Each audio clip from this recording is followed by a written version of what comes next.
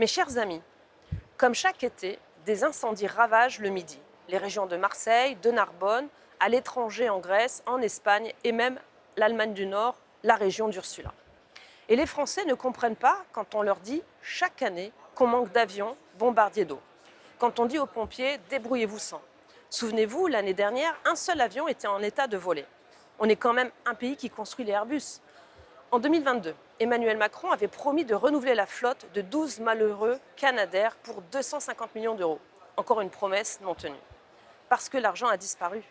Pas d'argent pour nos hôpitaux, pour nos écoles, pour nos routes, pour nos policiers. 1000 milliards ont été brûlés sans qu'on sache où ils sont partis. On sait juste que Bruno Le Maire est parti en Suisse. À Bruxelles, c'est pareil. Notre argent, votre argent, part en fumée. Bruxelles a donné 163 millions à Pfizer en 2023-2024. Je le répète, car personne n'en parle. Bruxelles a donné à Oxfam, l'ONG de Manon Aubry et de Cécile Duflot, 636 millions d'euros en 10 ans.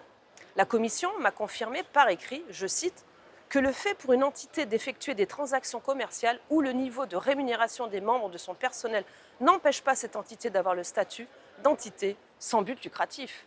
Donc, que les subventions brûlent en salaire élevé de certains cadres, je rappelle, jusqu'à 155 000 euros par an pour certains dirigeants d'Oxfam, cela ne pose aucun problème à Bruxelles. Autre exemple, l'Institut international pour la démocratie et l'observation électorale. Un machin dont vous n'avez jamais entendu parler. 60 millions d'euros de subventions en 10 ans pour ce truc basé à Stockholm.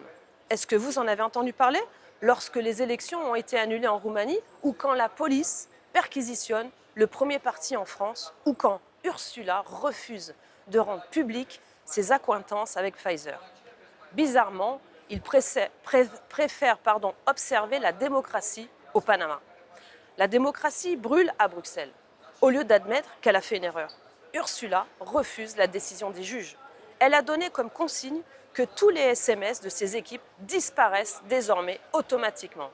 Elle veut donc l'opacité. Ces gens sont la révolution. Ils sont la corruption. Ce lundi, elle est venue avec tous les commissaires et tous ces députés derrière elle et on a vu la vérité. Ils avaient honte. Aucun visage serein et fier du travail bien fait. La honte se lisait sur leur visage d'enfants gâtés. Et moi, je suis fière d'avoir signé la motion de censure. Fière de voter jeudi 10 juillet la censure. Manon Aubry a annoncé qu'elle ne voterait pas la censure. L'occasion de revoir l'image de cette connivence malsaine entre les agents de la fausse rébellion. À très bientôt sur nos réseaux et continuons le combat. Je vous remercie.